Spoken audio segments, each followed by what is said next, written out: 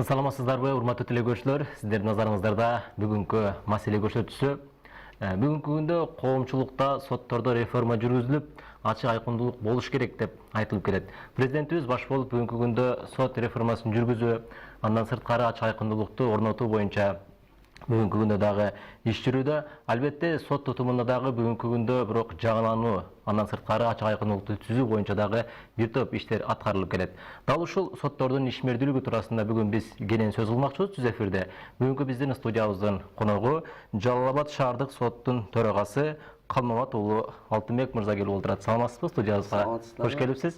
Алтынбек мырза, атайын ушул биздин кесиптештер бүгүнкү күндөгү соттордогу жаңыланулар боюнча атайын сюжеттер чыккан. Мына ошого көңүл буруп туруп, андан кийин маегибизди улантсак. Жакшы болот. Yok. Yoksa bir şey mehmetçim. Ишедем. Азыр эч кимге ишенич жок болуп калды. Бүгүнкү күндө соттордун адилеттүүлүгүн, ачык айкындуулукту жаратуу максаты менен сот отурумун жазып алуу жабдыктары коюлууда. Бул өлкө боюнча ишке ашырылып жаткан ири долбоор. Жалал Абад шаардык сотунда жазык жорук иштер боюнча сот отуруму аткарылган залда жайгаштырылган. Июнь айынын 24-нөн баштап бул залда өткөн ар бир соттук процесс жазылып алынат. Бүгүнкү күндө ушул система менен сот отурумдар жүргүзүлүп жатат. Пайдасы көп бул системанын. Келечекте баардык соттук отурумдар ушундай аудио видео жазып алуу каражаттары менен өткөрүлөт. Жалал Абад шаардык сотунда азыр бир гана залда бар.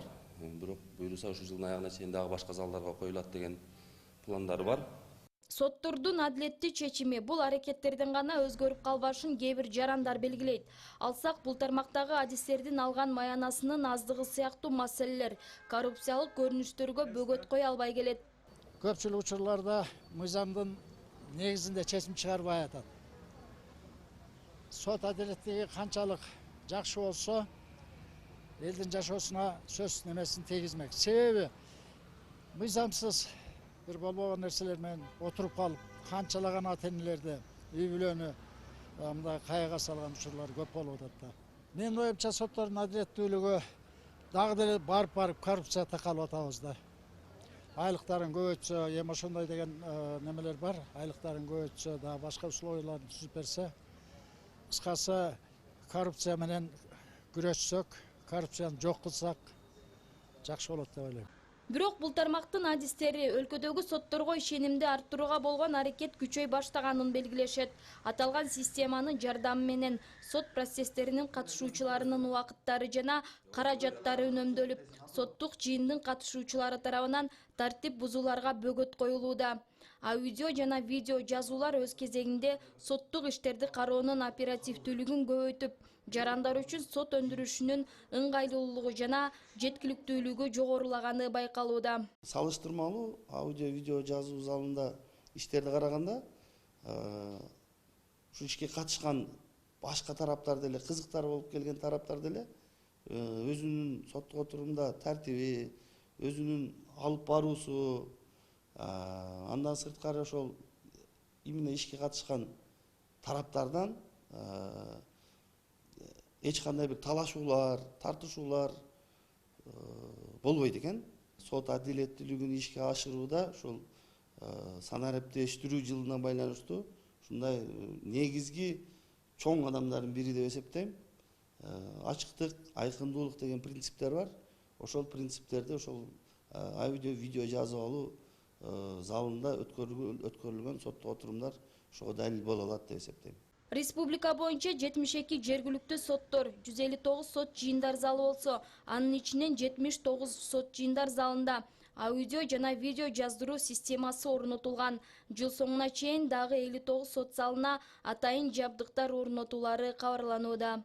Таттыгүл Жумакар кызы, Бекмамат Алишер уулу, Жалал Абад шаары.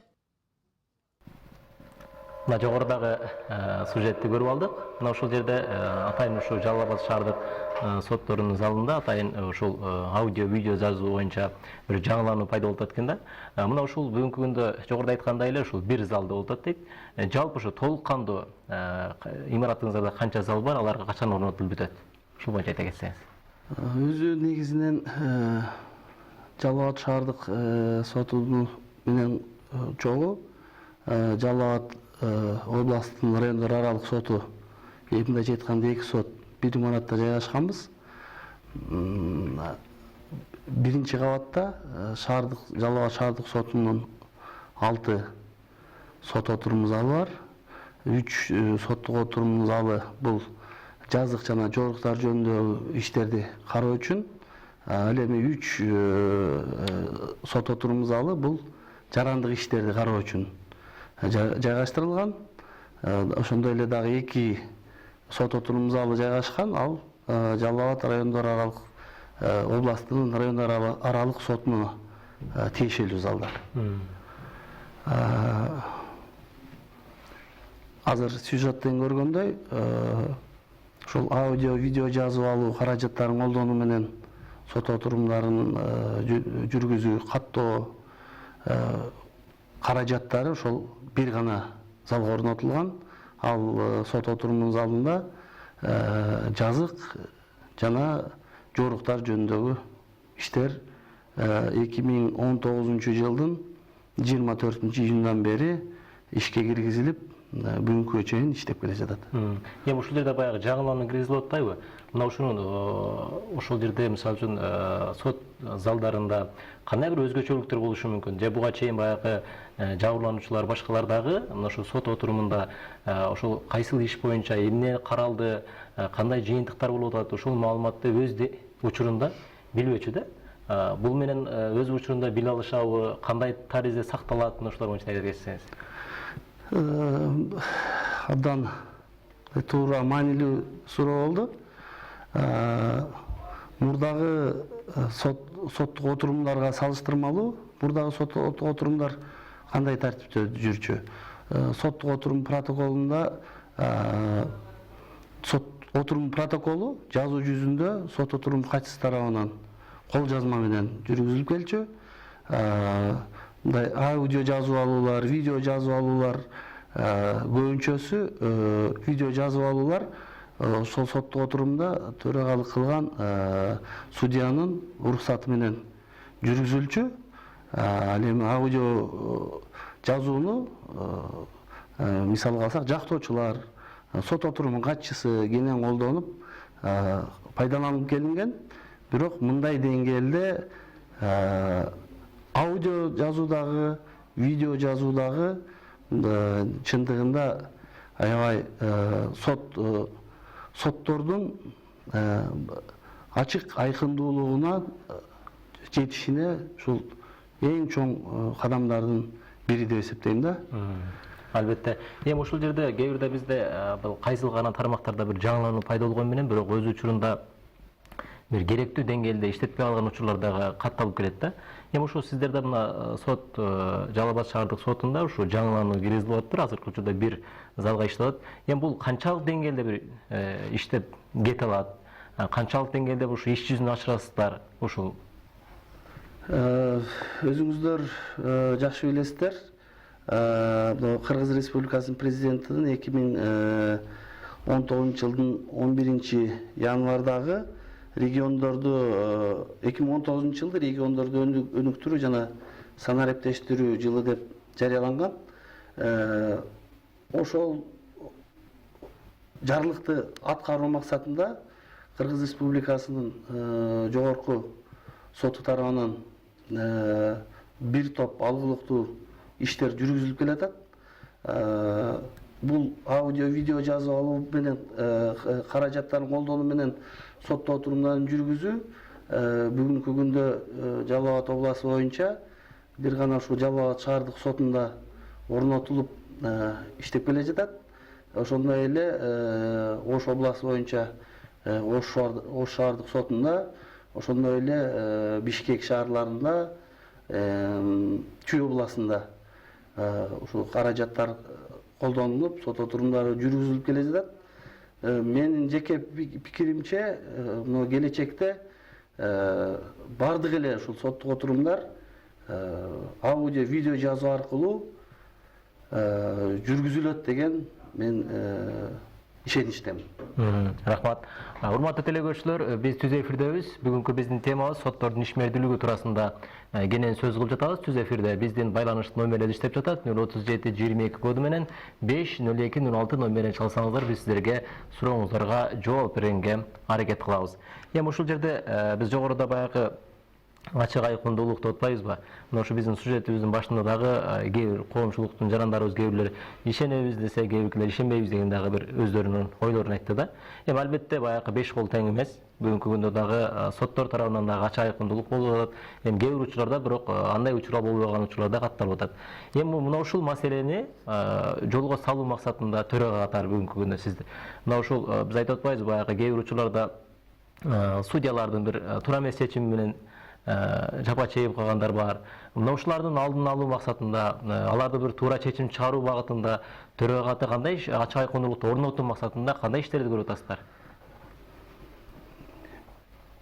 Да, чындыгында азыр мына сюжеттен көрдүк. Мен эл сотторго ишенбейт деп мындай баса айткандан мен алысмын. Анткени бизде кандай болуп атат?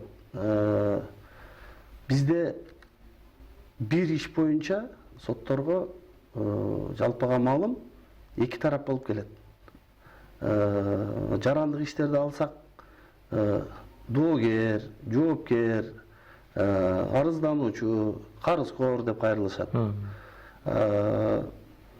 Ошол жарандар ушул ортодогу бир талаш тартышты чечише албай калганда гана ушул сотко кайрылышат. Алардын жарандардын укугу ошол талашты бир судья караса, ошол учурда бир гана мыйзам болот. Бир эле мыйзам. Ал мыйзамды эки тарапка тең, жөнөкөйрөөк тил менен айтканда, эки тарапка бирдей кылып бөлүп бергенге мүмкүн эмес.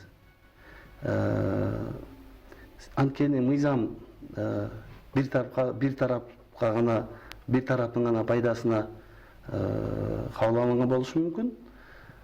Ошонун негизинде адамдарда, ушул биздин жарандарда ушундай жагдайлар пайда болуп калып атат.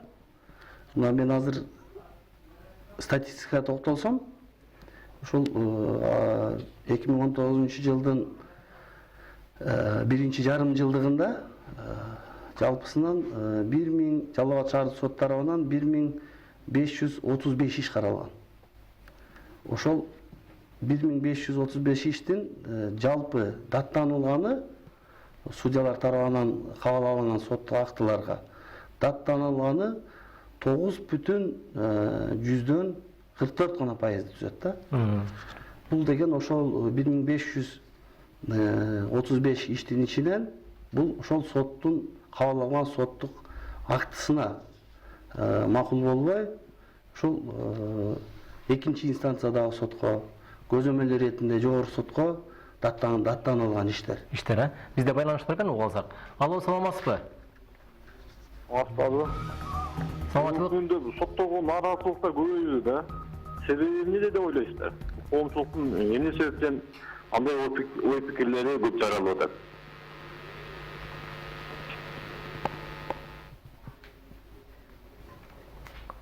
Сотторго нааразычылыктар күчөп атат дейт, буга эмне себеп болушу мүмкүн дейт. Ушул албетте ушундай пикирлер аз эмес. Мен азыр эле өзүм токтолуп өттүм. Негизинен ушул судьялар жөнүндө же болбосо ушул маалымат каражаттарын колдонуу аркылуу эфирге чыккандар, ушул иш боюнча бир тарап болуп өтүп, ошол аркылуу жалпы ушул судьялар жөнүндө кандайдыр бир башкача пикирлер пайда болуп калып атат. Негизинен жарандарыбыз өзүнүн укугун талашса, мыйзамдарды билсе, өзүнүн деңгээлинде. Мен ойлойт элем ушул ушундай нараазычылыктар азаймак. Мына жалпыга маалыматтоо каражаттары аркылуу деле ушул судьялардын жаман гана тараптарынан эмес, мен ойлойм, жакшы жактарын да көрсөтсө, жакшы жактары чыкса, мен ойлойт элем, ошондой нараазычылыктар азаймак. Рахмат, бизде байланыш бар экен. Алло, саламатсызбы? Саламатсыздарбы? 2019-жылы Жалал Абад шаардык сот тарабынан мамлекеттин эсебине канча сом өндүрүлдү? Маалымат барбы ошол боюнча? Рахмат. Канча сом өндүрүлдү дейт? Бул азыр мен статистиканы бир аз күчүлүк болсо айтып койсом, ошол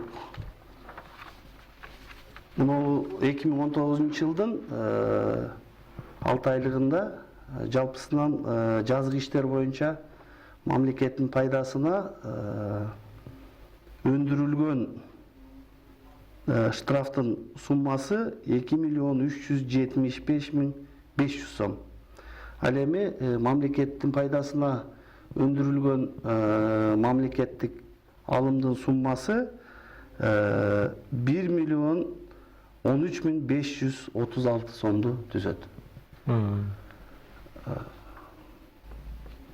Эгер бул эмени токтолуп өтсөм,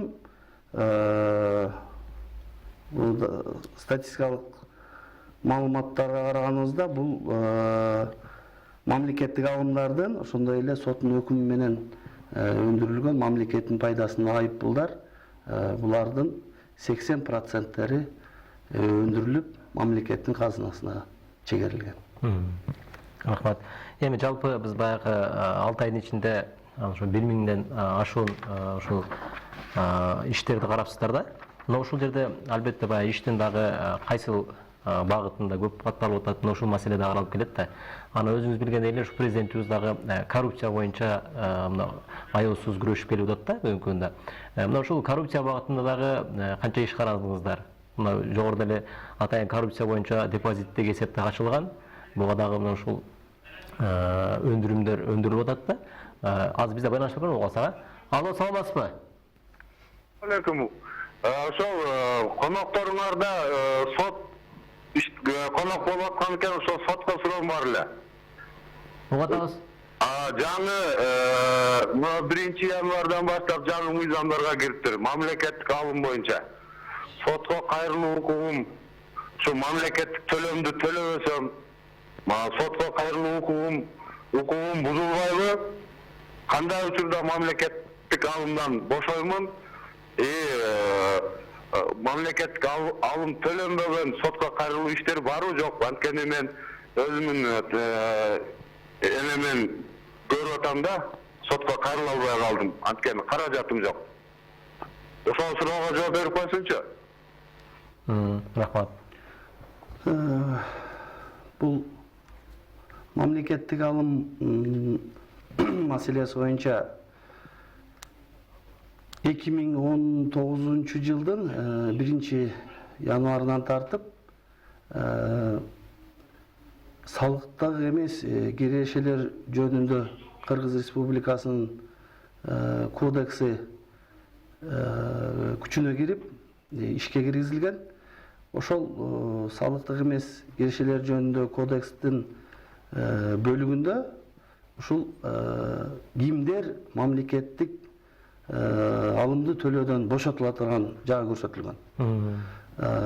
Мындан сырткары Кыргыз Республикасынын жарандык процесстик кодексинин талабы боюнча ушул эгерде азыркы жараныбыз кайрылган жагдайга караганда ушундай түшүндүм, каражатым жок болуп атат деп атат. Ушулдо арызын сотко берген учурдан тартып ушул мамлекеттик алымды жылдыруу, создуктуруу деген беренелер бар. Мен ойлойм, ушул эгер өтүнүч менен берип, ошол акча каражаттарын, мындайча айтканда, мамлекеттик алымды төлөй албаса, ошондой өтүнүч келтирсе, ошол өтүнүчү чечилет. Мен ойлойм, бул мамлекеттик алымды төлөй албай калса, сотко кайрыла албайт, же болбосо укугун коргой албай калууга мүмкүнчүлүк жок деген мен ойдон алысмын. Ушул мүмкүнчүлүктөн деле пайдаланып ушул кайрыла кетет элем. Ушул мамлекеттик алым десе, бизде көпчүлүк учурларда туура эмес кандайдыр бир ойлор пайда болуп калышы мүмкүн. Бул мамлекеттик алым деген мамлекеттин эсебине төлөнөт. Ошол эле төлөнгөн мамлекеттик алымдар ушул кайрадан эле ушул биздин өзүбүздүн балдарыбызга пособие болуп келиши мүмкүн. Аталарыбызга, апаларыбызга кайрадан эле ошол мамлекеттик алымдар пенсия болуп келет.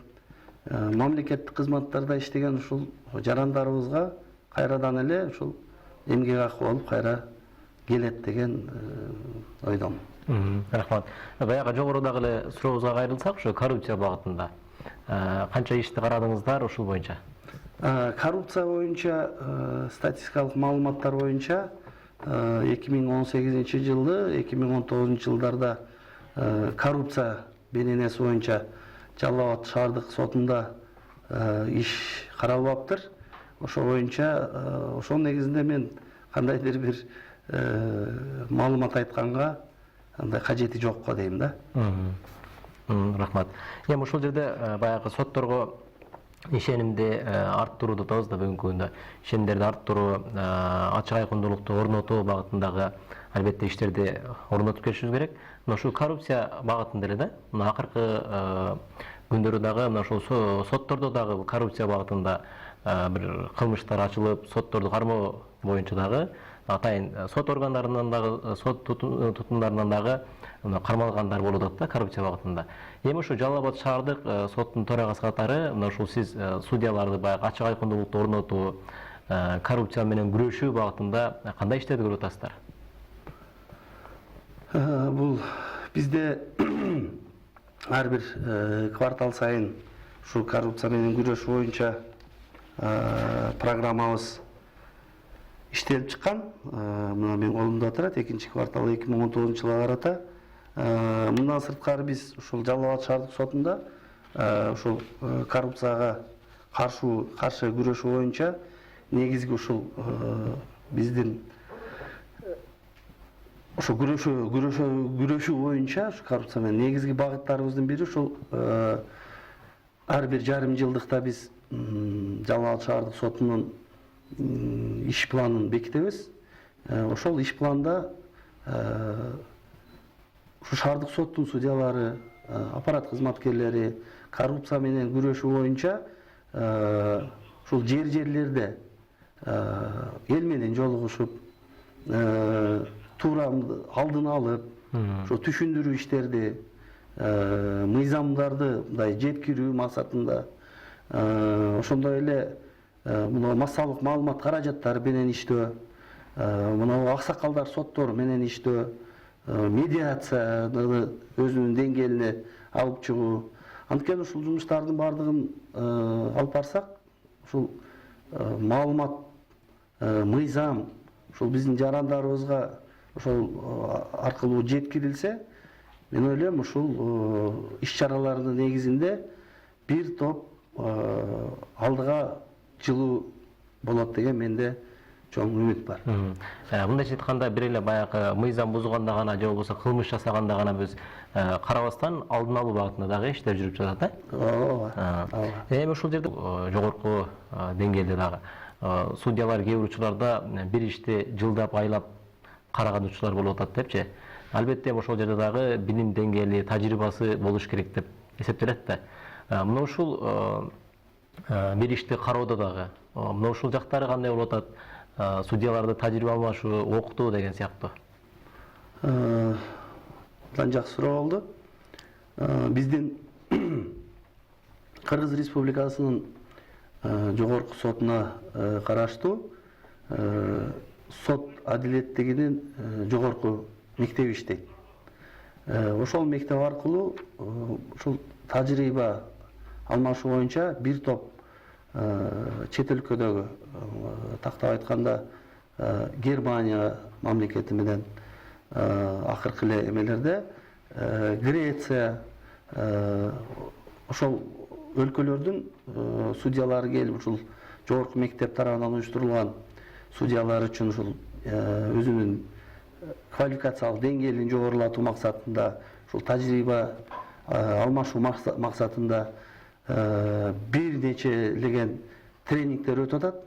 Ага жалпы республикадагы соттор, судьялар барып катышып, сөзсүз түрдө ошол ийгиликтүү өткөндөн кийин сертификаттарды алып атышат. Мындан сырткары могу сот аппарат кызматкерлерине азыр сөзүбүздүн башында айтып өттүк. Ушул санаа эптештирүү деп атпайбызбы? Ушул санаа эптештирүү боюнча аудио, видео каражаттарын колдонуу менен сот отурумдарын жүргүзүү боюнча сот аппараттарынын бөлүм башчылары, соттун судьянын жардамчылары, ошондой эле сот отурумунун катчылары бүгүнкү күнгө чейин дагы ошол жогорку мектеп аркылуу тренингтерге катышып, окутулуп, ушу тажрыйбасын жогорулатуу максатында өтүп келген. Ошол эле кайрадан тажрыйбаларын, сот аппарат кызматкерлеринин тажрыйбасын жогорулатуу максатында мынау 5 августтан ушул кайрадан башталат. Алдын ала маалымат боюнча, билдирүүлөр боюнча ошол судьянын жардамчысы, сот отурумунун катчысы ушул аудио видео жазып алуу каражаттары боюнча иштөө жана автоматташтырылган электрондук сот өндүрүшү боюнча ушул кайрадан тренингдер башталып атат. Мына ошол жогорудагы суроо менен да, ошол биз баягы айтып атпайбызбы? Бир ишти мисалы үчүн 2 жыл деп, 3 жыл деп караганга чейин болуп калып атат да. Баягы мына ушундайларды баягы өз деңгээлинде карап жасаш керектигин дагы ой пикирлер айтылып келет. Албетте ушул багытта дагы бир сизге төрө катары сизге кайрылган учурлар болдубу? Бул судья бир жакшы карап атат, чоздуктуруп берди деген сыяктуу. Мындай учурлар туура суроо атат. Көйгөйлүү суроо десек болот. Мындай учурлар кездешет. Баарыбыз өзүм деле мен өзүм тажрыйбамда деле болуп калышы мүмкүн. Создуктуруп каралып атат деген дагы маселелер көтөрүлүп атат. Андай учурларда ал судьянын кандайдыр бир шалакылыгынан же болбосо бир билим деңгээлине байланыштуу же тажрыйбасына байланыштуу деп айткандан мен алыс элем. Анткени мына мен өзүм жеке тажрыйбамды алып карасак, акыркы эле учурларда ушундай создуктуруп ишти карады деп жогорку инстанцияларга арыз менен кайрылышкан. Ошол кайрылуунун негизинде чындыгында мен ошол иш боюнча иш бир нече жолу калтырылган.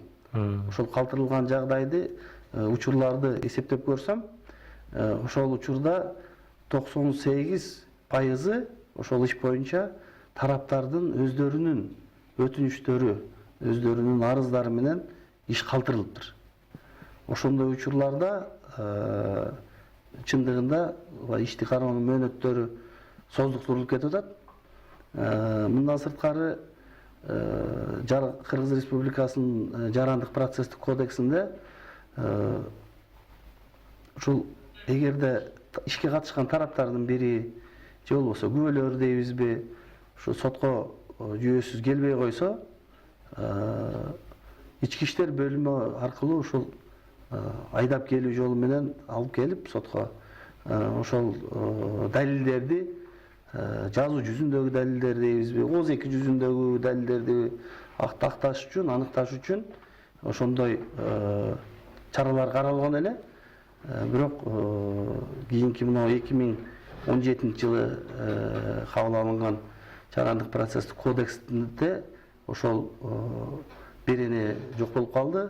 Чындыгында ошол ишти караганда ошол судья ошондой чараларды колдонуу менен далилдерди талап кылып, толук иликтеш үчүн ишти талап кылып ала албай калган негизинде ошондой эле ушул ишке катышкан тараптардын өздөрүнүн өтүштөрү боюнча чындыгында кээ бир гана иштер ушинтип создуктурулуп калышы ыктымал.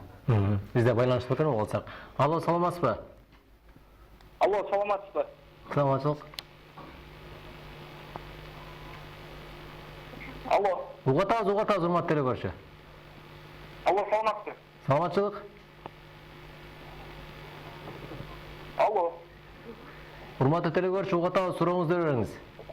Biz жаңы мыйзам 2019-жылдан тартып, жаңы мыйзамдагы ишке киргенге чейин сот тарабынан өкүм менен соттолгон адам бүгүнкү күндө өздүгүнө ошо шарттуу соттолгондугу кесепетин тийгизип атат ишке кирүүгө. Ушул боюнча соттуулукту жоюу маселесинде кимге кайрылабыз? Ушуга кененирээк жооп берип коюңузчу. Рахмат. Бул суроо берген телекөрүүчүбүздүн суроосуна караганда ушундай көйгөйү бар окшойт. Бул 1997 жылдын 1-октябрындагы күчүн жоготкон Кыргыз Республикасынын Кылмыш жаза кодексинин 76 беренесинде ушул соттуулук боюнча так даана жазылган. Кандай жаза алганда же болбосо жаза алгандан кийин жазасын өтөгөндөн кийин канча убакытта ошол соттуулугу жоюлушу мүмкүн деген талаптар, ушул суроого карата жооптор ошол жерде так даана жазылган. Ал эми 2019 жылдын 1-январынан тартып күчүнө кирген жазык кодексинде шарттуу соттолгондорго карата соттуулукту жоюу жагы кодексте каралган эмес. Рахмат, байланыш бар экен. Алло, саламатсызбы? Алло, ассаламу алейкум. Ошол соттун иш мезгилиги боюнча соттун төрагасына суроо берели деп атам. Угатабыз, урматтуу телекөрүүчү. Жаңы мыйзамдар боюнча мамлекеттик алым төлөш керек экен.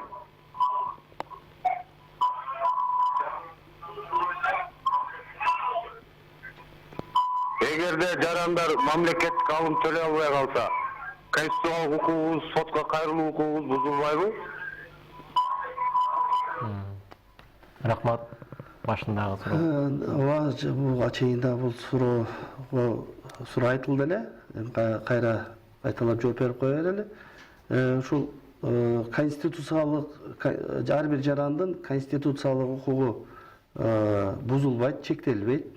Анткени ошол эле биздин Кыргыз Республикасынын конституциясында андай чектөөлөр каралган эмес. Тескерисинче ушул жарандардын соттук коргонууга болгон укуктары, эркиндиктери кененирээк көрсөтүлүп, кененирээк конституцияда чагылдырылган. Эгерде ушундай каражаттары жетишпей калган болсо, мүмкүн убакыт талап кылынып калабы?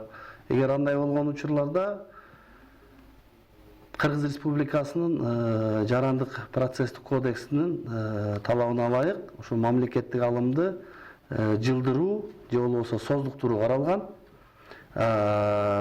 Эгерде сотко кайрылганга чейин ушул укугумду мен тактап билейин, ушул мамлекеттик алымды сотко кайрылууда төлөөдөн бошотуламбы деген эгер суроолор болсо, анда ушул 2019 жылдын 1-январынан тартып күчүнө кирип колдонулуп келе жаткан салыктык эмес кирешелер жөнүндө кодексин карасак, ошол жерде кимдерге жеңилдиктер каралган, ошол так даана көрсөтүлгөн. Эми ушул соттордун иш мезгилиги боюнча сүйлөшүп калдык. Ушул жерде дагы бир маселе бар да. Жарандар кээ бир учурда ушул бизге дагы кайрылып келишет, телевидениедагы. Мына ушу соттун чечими чыкты, бирок эч кандай баягы аткарбай атат. Биз же болбосо жер маселеси болобу, же болбосо эч ара маселе болобу, мына ушул маселе аткарылбай келет дейт да. Албетте сиздерде соттор аткарышуулар бар. Мына ушул багытта иш алып баруу кандай болот? Чынында баягы соттордун чечими чыккандан кийин албетте аткарылыш керек да бул маселе боюнча. Абдан ушу маанилүү суроо болду. Негизинен соттор тарабынан чечим кабыл алынгандан кийин ал аткарылбай калса, мындайча айтканда мындай кандайдыр бир ошол сот кабыл алган чечимдин мындай таасири жоктоо сезилип калышы мүмкүн да. Ошон үчүн мына кече жакында эле Кыргыз Республикасынын жогорку сотуна караштуу сот департаментинин Жалал Абад башкармалыгынын катышуусу, Жалал Абад шаардык соттук аткаруучулар кызматтык бөлүмүнүн, мамлекеттик салык кызматынын Жалал Абад шаары боюнча башкармалыгынын, ушул Жалал Абад шаардык сотунун судьяларынын аппаратынын катышуусу менен ушул соттун чечимдеринин аткарылуусу боюнча бир тегерек стол өткөрүлдү. Ошол жерде ушул сиз айткандай ушундай көйгөйлөрдү талкууладык да, чындыгында ошондой жагдайлар дагы болот. Бирок соттун чечимин аткаруу жагы, мажбурлап аткаруу жагы ушул соттук аткаруучулар кызматтык бөлүмүнө жүктөлөт. Соттук аткаруучулар мындайча айтканда, алар деле ушул соттун чечимин аткарганга кызыктар. Анткени сот кабыл алынган соттук актыны ушул ишти караган судья, соттун төрагалары көзөмөл кылып турат. Байланыш бар экен болсак. Алло, саламатсызбы?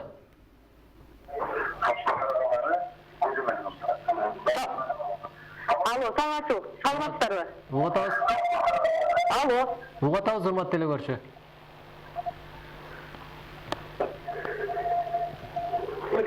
Алло. Угатабыз, урматтуу эле көрчү, сурооңузду бериңиз. Алло, сиздерге мындай суроом бар эле.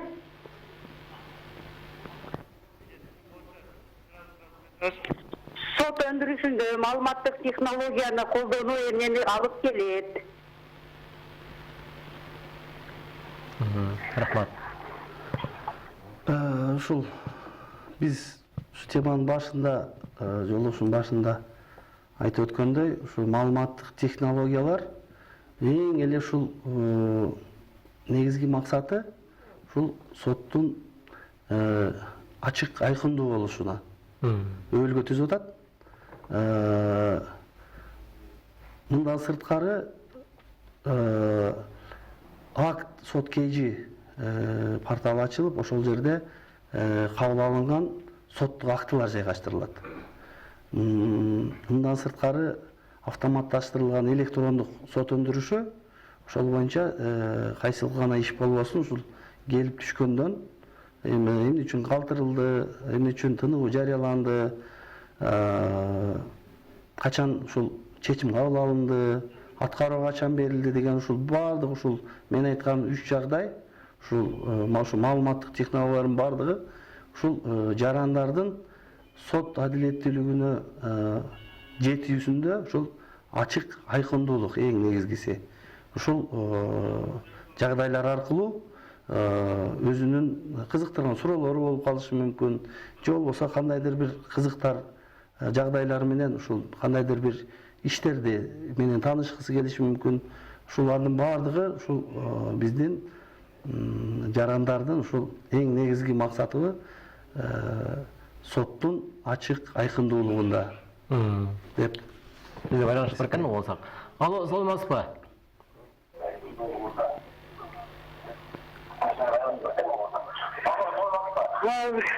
Азыр эле суроо бердим сизге, рахмат сизге. Сизде жакшы судья деп макташат.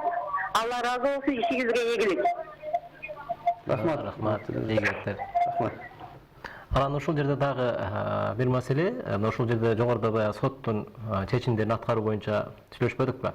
Мына ушул жерде соттун чечимин аткарбай койду дейли. Эгерде андан кийин аткарбагандан кийин кандай чаралар көрүлүшү мүмкүн? Эгерде аткарбаган болсо, аткаруучулар тарабынан кандай чаралар көрүлөт? Бул сот тарабынан чечим кабыл алынгандан кийин бул бир жеке адамдын өзүнө байланыштуу болуп калышы мүмкүн, мүлкүнө байланыштуу болуп калышы мүмкүн. Ошондой аткарылбай калса, азыр 2019 жылдын 1 январдан тартып колдонууга киргизилген жоруктар жөнүндө Кыргыз Республикасынын кодекси кабыл алынып мына бүгүнкү күндө ошондой иштерди карап келатабыз. Эгерде ошол чечимди аткаруудан качса же чечимди аткаруудан баш тартса, анда жоруктар кодексинин негизинде жоопкерчилик тартат. Сөзсүз түрдө. Бул жөнүндө Кыргыз Республикасынын Конституциясынын 100 беренесинде дагы так жазылган, мыйзамдуу күчүнө кирген соттун чечимдери, соттук актылары бардык мамлекеттик органдар, жергиликтүү өзүн өзү башкаруу органдар тарабынан, юридикалык жактар тарабынан бул милдеттүү түрдө аткарылыш керек. Эгерде аткарылбаса, анда мыйзамда каралган жоопкерчиликке алып келет деген ошол 100 беренеде көрсөтүлгөн. Рахмат, урматтуу Алтынбек мырза, мына ушул келип атайын убактыңызды бөлүп бизге маек коюп берүүңүзгө. Мындан 5-6 жыл мурун мындай соттордон жөн интервью алуу дагы бир кыйынга турган, сотторду көрүү дагы бир кыйынга турган да. Мына бүгүнкү күндө ачык айкындуулук деген мына ушуну айтса болот. Себеби президентибиз айтып атат бүгүнкү күндө бардык тармак ачык айкындуулукту түзүп, элдерге шарт түзүү деп. Бул дагы болсо сот тутумунун бир ачык айкындуулугу деп түшүнөбүз. Сизге ишиңизге ийгилик каалайбыз. Анан көрсөтүүнүн соңунда кыска өзүңүздүн эркин каалоо тилегиңиз болсо айтып алсаңыз болот. Урматтуу ушул маалымат каражаттарын өкүлдөрү, абдан азыр туура айтып өттүңүз.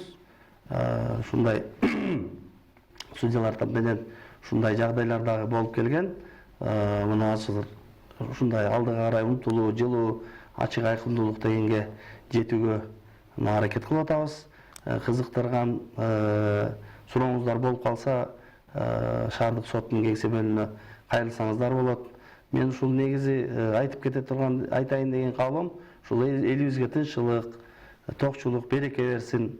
Ушул элибиз өзүбүздүн укуктарын, эркиндиктерин ошол менен бирге мыйзамды жакшы жеткиликтүү алса, мен ойлойт элем ошол көтөрүлгөн маселелердин эң негизгилеринин бири ушул коррупцияга ушул чогуу кадам коюп, ушул коррупцияны чогуу токтотот элек деген мен чоң ишеничим бар. Убакыт бөлүп сиздерди чакырганыңыздарга абдан терең ыраазычылык билдирем. Ишиңиздерге ийгилик болсун. Рахмат. Рахмат. Урматтуу телекөрүүчүлөр, бүгүн биз түз эфирде соттордун ишмердүүлүгү туурасында сөз кылдык. Ар дайым жергибизде тынчтык, элибизде биримдик болсун. Ал эми сот түзүмдөрүндө ачык айкындуулук болуп, элдин кандай гана иштери болбосун тактык менен чечип берген болсо, бул албетте ачык айкындуулук түзүлөт деп ойлойбуз. Бүгүн көрсөтүүнү алып барган мен Ильяс Турдубай болдум. Кийинки көрсөтүүдө амандашканча саламатта калыңыздар.